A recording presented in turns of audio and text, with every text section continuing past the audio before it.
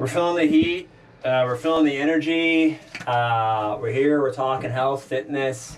We're sweating it out. We're two men talking about sports. Two peas in a pod. That's right. Talking about football. Sauna ball. That's right. Has the game evolved? Is the game of the past? Were the athletes more athletic? Were they more mentally equipped? Did they have more grit back in the day, you know, to the modern era? Everyone's always talking about that. Sean and we talk about it. We're big sports guys. From an evolution standpoint, I don't think humans have evolved that much in the last couple hundred years. Oh. But I think, of course, all the, accessories, you get the compression sleeves, you Right. get the bands, you get the sports custom soles in your shoes, everything. So we do have like this new coddled super athlete. I think we've kind of got to the point, like strength and explosivity, to the point where this is as far as we're going to get unless we go back to the steroids, which I think they should do.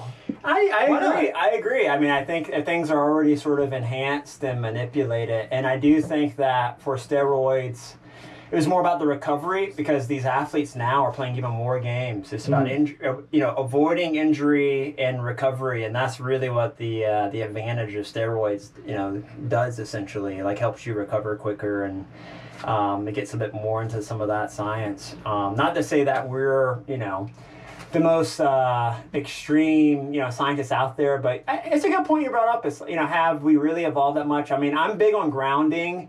I like to do a lot of barefoot running, barefoot soccer, and I tore my Achilles 2 years ago, and ever since I started doing more of that, I definitely feel like a lot more mobility coming more back to like my metacarpals and all the small bones and fibers and all those muscles. But you're right. I mean, I don't know. I almost disagree, but I feel as if mentally we've changed a lot over the last 100%. couple of years. Even that's just affected the physical just aspect. information. I mean, like overlay. Now it's like it's so much. It's like if I want to go like rehab my elbow, there's 9,000 channels I can watch. All these exercises from everybody's got like different techniques and exercises. It's like endless for any sort of exercise or program. Right. It's really amazing. Right. I mean, it's crazy because even like the advancements in surgeries and stuff is like, I got a speed bridge technique on my Achilles, a lot like Kobe Bryant and Kevin Durant and like Aaron Rodgers. They got these surgeries recently, and it was like less than a year, and I was like, I could really just like run again, and like, it's like that's crazy considering back in the day. Like, no, even, you're done. You're done.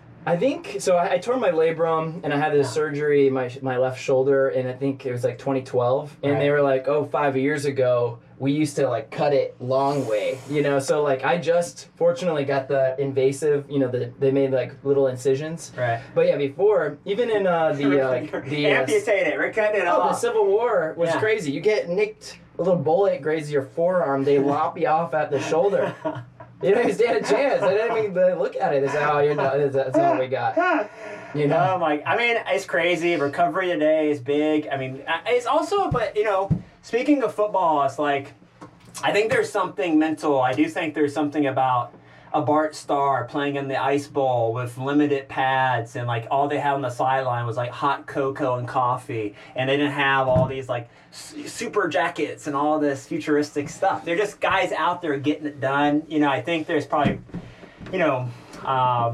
probably more of the process of building up an athlete too is way different now, because kids now are in like these ridiculous overpriced academies, and it's all this kind of big machine at the end of the day. It's crazy. So I was an athlete at the University of Florida. I was a diver, which is like this small kind of peripheral sport, in the big mountain of sports, with football being at the top of that mountain. Yeah. And it just trickles down for all these other bottom feeder sports. But what I've noticed was, again, like I was at university like 2010, 11, or 2008 to 2013. And the athletes, you get, every team has their own athletic trainers and training staff and support, and you get like everything for you. And I think it's kind of created this coddled athlete, because even as a diver, like we don't make any money for the school, even if we win. Right. It's like doesn't move the needle. We just cost the school. That's just how it is. But we had nutritionists. We had our own team athletic trainer. Right. So before and after any practice, we would get therapy, either prehab, before you go in the water, you warm up. Then afterwards, they ice you every day. You get Graston technique, you get free massages. And so it's like, I think you're getting to this point where, like, I think people forget, and I think coaches need to go back to this, is like when you're playing a sport, if you're a competitor, you're pretty much always going to have an injury, especially if you're playing at a high level. And it doesn't mean like you have a broken leg, but you can have like a tweak in your elbow, soreness in your foot, a rash or a cut. That's part of the mental aspect, and also your body in regards to being a gladiator, to being in the Coliseum, to being in warfare. You have to build up those calluses. You have to build up that kind of muscle and bone, kind of be able to take an impact. I know football players talk about that a lot. Like, that's why all these injuries happen, because it takes time to build up to like be able to take a hit, absorb a hit, do a hit. Same with every system needs to like and you can't simulate that any other way than the actual real deal being on the battlefield. But you're right. I mean, I also went to a huge sports school, USC, University of Southern California, and fight on T, Gators, the U. Yeah, but the football players are treated like rock gods there, and they have their own separate facilities for everything. And Sean brings up a good point about, there's a point where you're getting too much treatment, you're getting too coddled, you're getting so used to getting your massage and having access to all this stuff where you almost forget the actual arduous part of your job, Oh yeah, we had this one girl on the team. She wasn't even like a starter, so she's like essentially like a bench warmer, and she was always injured, and all she would be doing is like taking away resources from the team. Like she wanted to have all the notoriety of like being a student athlete. Right. You get the Letterman jacket. She wanted the lifestyle, but she didn't want to put the work in at all. Right. And it was like embarrassing. It's like we're about to go. She doesn't even compete, and she's always like nursing an injury. It's like you're not even playing, and you're like, Well, like, it's become the kind of the NIL stuff changed everything for football. We have all these college players now who are getting paid more so than some of the professional players, and I'm very curious about like Shedeur Sanders is going to come in football season. A lot of players, it's a different school of bringing up a player and building up a player, and he's already gotten more rock star treatment than the majority of players in the NFL. So what's going to happen on the field when he actually, is he going to rise to the occasion, or is he going to get, smoked and decked? Is this Johnny Manziel 2.0? I don't know. I love them both. I'm always rooting for Johnny Manziel. I know he's not technically playing anymore. I'm rooting for Shedeur, but we're going to find out. To be honest, I think anybody who is like raised a multi-millionaire Nepo baby, and they have unlimited resources, I just don't think they have that gear, and that's no offense to them. But you're not going to, like all of these like fighters from Cuba that it's like, I need to fight to like fighting for their lives. Escape. And like they are fighting for their life. These guys, it's like, I think the problem is it's like, okay, back, let's say 10, 15, 20 years ago with any sport, when you're drafted on a team, that's like your ride or die. Yeah, that's your ticket. That's your it's ticket like for your family. And you might be how many star players were on different teams that like should have won a Super Bowl but they didn't, and they stayed with that team. But now I think with all these like young guys, it's like, okay, they get drafted to like a Jacksonville or somewhere, they don't win, and then they're like, I gotta. They start blaming the organization, my teammates. It's like you just need to Well, I mean, speaking of Jacksonville, Travis Hunter, he's going to be a Jaguar, and they have Trevor Lawrence still, and I am curious to see if he's going to play both sides of the ball in the pros, because he says he's going to do it, and I don't think it's been done in the pros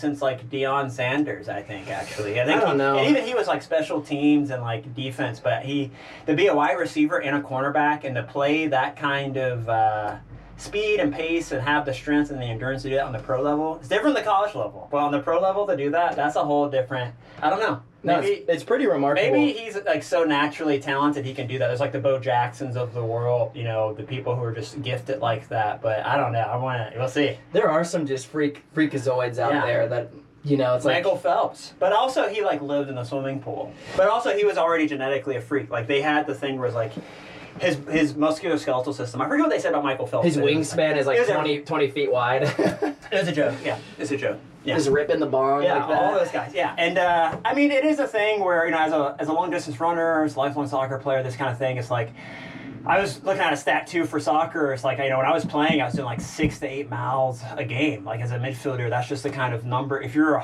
high working in the engine room, as we like to call it. You know, you're always moving. You're putting up that kind of mileage. But the game's different now. I don't think players are moving that like as intensely like that, and the technique's different. Same as the NBA. Like I just don't think the game's changed. You know, we're running and gunning, we're chucking up threes, and then there's all this kind of foul calls or it's at the line so much in these games.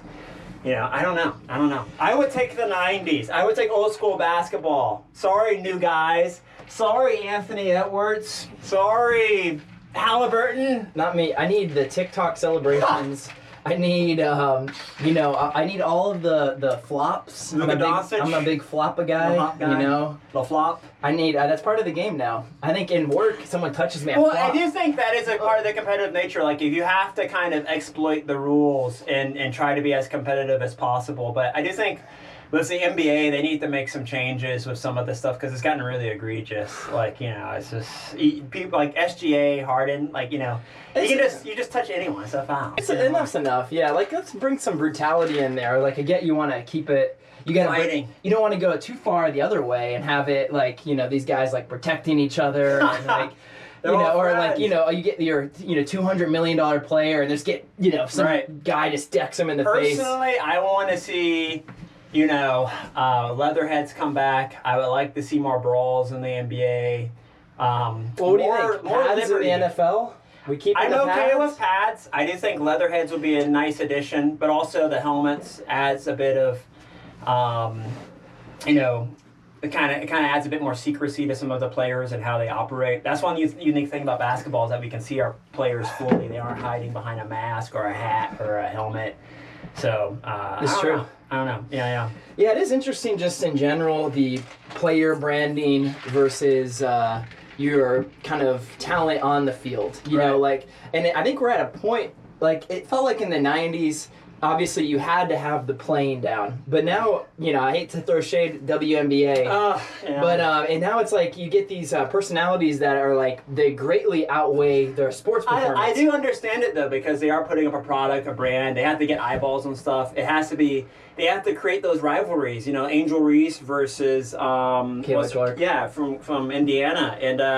And the NBA did that too. It was like Magic and Bird. That was like the first big quantum leap, that rivalry in the NBA. But they were good though. Yeah, they were good. They weren't just like, Disney, internet TikTokers or. Yeah, but it's also, it's like, I get it. I get like you have to kind of like build up. I mean, it's funny because I think that actually the NBA doesn't have rivalries like that anymore. Like all the players are pretty friendly, pretty cordial with each other. I haven't really.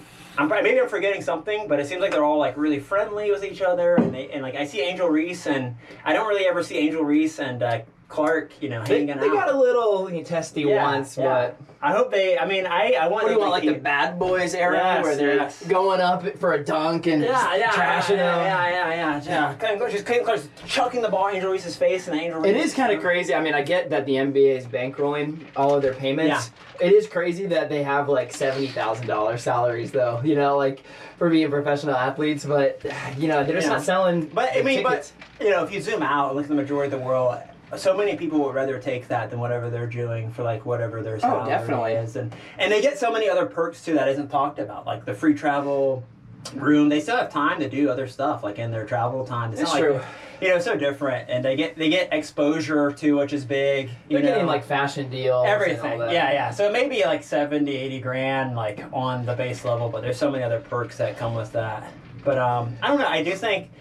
I'm looking forward to like we're seeing where the MLS goes. I think soccer is still like very big as part of like being the future of the United States. I think it's tough. I'm a big baseball guy, but baseball will always be backrolled by like billionaires because there's no salary cap or anything. Football is changing a lot too. A lot of parents don't want their kids to play football. Baseball always seems like an enigma to me because I'm not like the biggest baseball guy, but I'm like, how do they get these like mega contracts? Where are these money? Steve Cohen, all these guys are multi-gazillionaire billionaires. There's like a legacy fan base. They have a lot of season ticket holders who are really rich, but I'm a huge baseball guy, so the legacy of the process of going to the park, getting the food, doing this whole thing. Way too boring for me. I need the equivalent It's of like explosive. the It's video exciting. game playing on the screen while I'm watching it. And I need a Twitch reporter breaking down something. I need a K-pop star doing a little dance. I mean, that is kind of like, you know, what the modern age is asking for, 150-point basketball games and like this explosive thing. But it is something of a brain massage to go to a baseball game and just, you know, try to chill, you know, do what you can. Try to slow have a beer, down. chill. My brain, as we're at 15 on my mark, I'm slowing down. So you're staying around hours. I'm not giving up over here. I'm gonna keep it going. No matter what. Gatorade. They call it Gatorade. I'm glad I got my Tito's. But for those who don't know, our temperature is set at, what are we at right now? Like 100 and... Let's check the Sauna console. Saunacom. We're at 150. 150. 149. Yeah, see how far we can go. Stay hydrated. But when things get hot, your brain gets fuzzy. And it's mid summer here. Not hot enough. That's why we're here. We're training. We're in the middle of an asphalt parking lot outside in a sauna box, just turning it up. Just because you at home are too cowardly to do this. Yeah, you're a coward. We're shaming you, audience. You're a coward. Go outside. Microphones and cameras Sweat. we've broken already to get here. Everything's malfunctioning. My grandma, this is her house. We're doing all we can right now. She doesn't even know we're filming right now. We're in the back. Yeah, hanging in there. Oh man, How you feeling? Pretty good, man. I think we can keep it going a couple more minutes as my brain just gets... We're fried. How I focus now. Okay. We gotta really lock in. I think the problem too is we're drinking energy drinks. No, that's good. That keeps you strong. Yeah, you're right. It's good. Very good. Yeah. We need to start our own energy drink and water at some point. I'm just gonna bottle my sweat. Yeah. Sweat sauce. Yeah. I haven't heard of any case. Actually, there has to be a case of someone dying in a sauna, I would imagine.